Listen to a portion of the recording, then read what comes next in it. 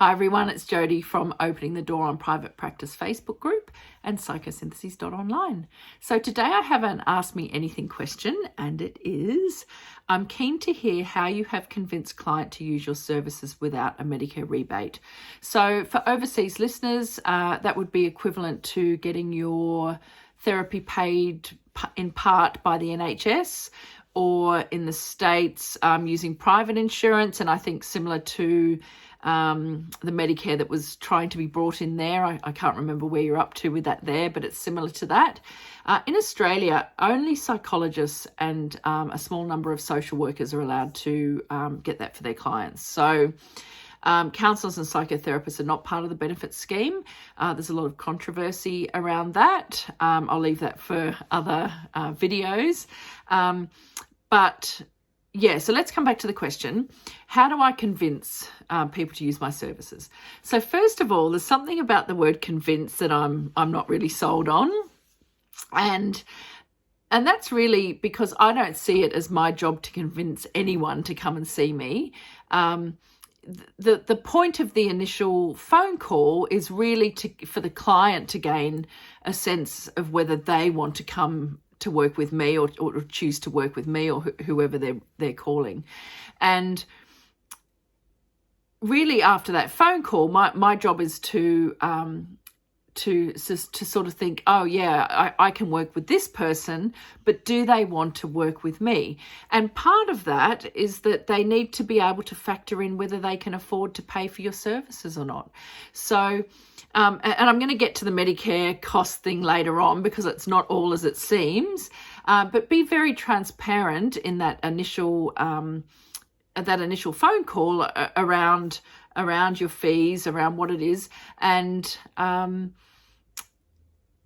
for some people, if they can bulk bill Medicare services, then absolutely they may not be able to afford you. But as we'll see later on, the rebate and what we charge are pretty much on a par anyway. So, but I'll get to that later.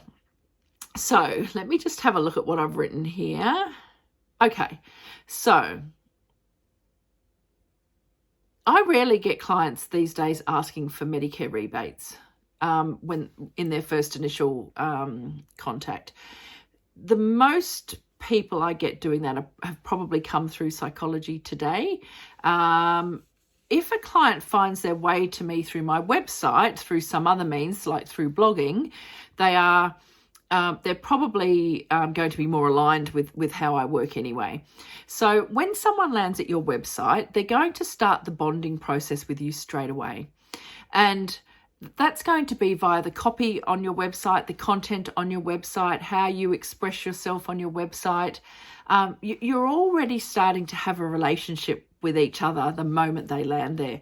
So your job is not then to convince them to come and see you, it's to connect with them on that initial phone call or email, however you do it. I no longer take phone calls. I do everything by email these days, or by, I'm getting messages all over the place these days. But so it's not your job then to convince the client. It's really to help them to know whether you're the right therapist for them or not. And if they are really hung up on Medicare, then maybe they're not the right client for you. But your website, therefore, really needs to speak to your ideal client, their struggles, how you can help them. And you lead with this in the phone call that you have with them. So it starts on the website and then on the phone call. Sometimes I sort of say to people, yeah, sure, you can give some psychoeducation or some education around Medicare and how it works. I have personally stopped doing this. But if you wanted to do that, you could let them know that, I've written this down because it's from the Psychology Society website. They might say, do you take Medicare? So what I would say to that is, no, I don't take Medicare. Psychologists, psychotherapists and counsellors are not part of the Better Access scheme. Just to let you know, the current rebate from a psychologist is $80, and what you pay, I think maybe clinical psychologists can give a little bit more, but the majority of psychologists that people get sent to, it's around $80.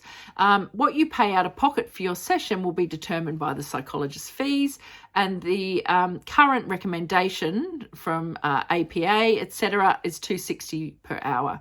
So you're getting $80 rebate on that, and that is pretty comparable with what you will actually pay for a counsellor and psychotherapist.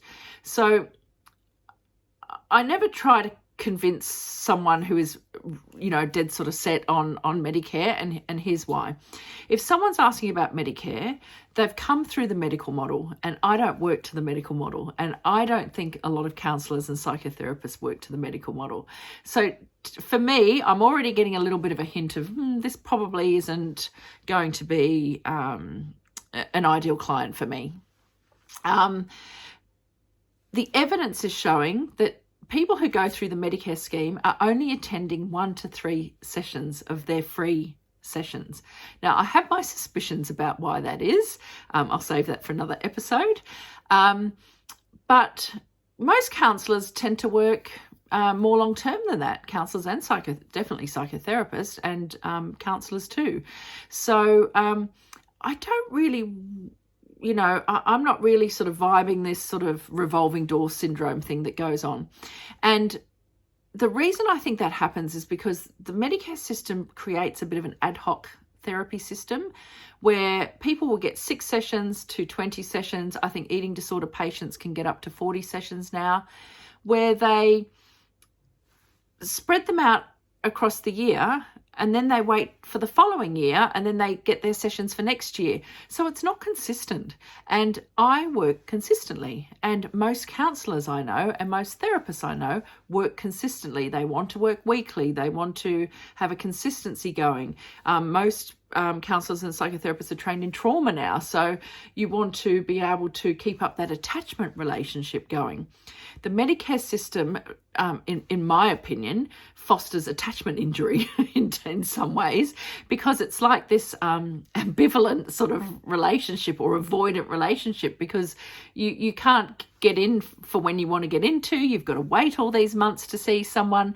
So counsellors and psychotherapists are offering something really unique from that, and we need to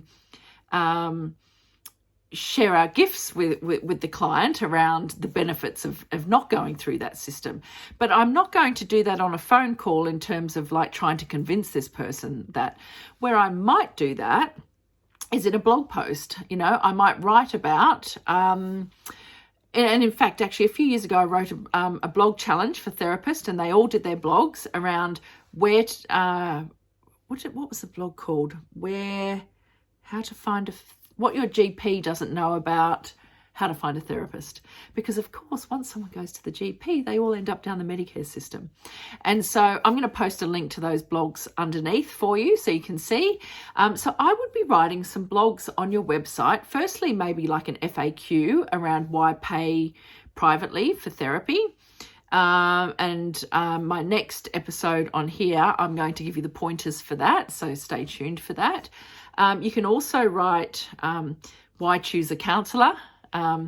What's the difference between a counsellor and a psychologist?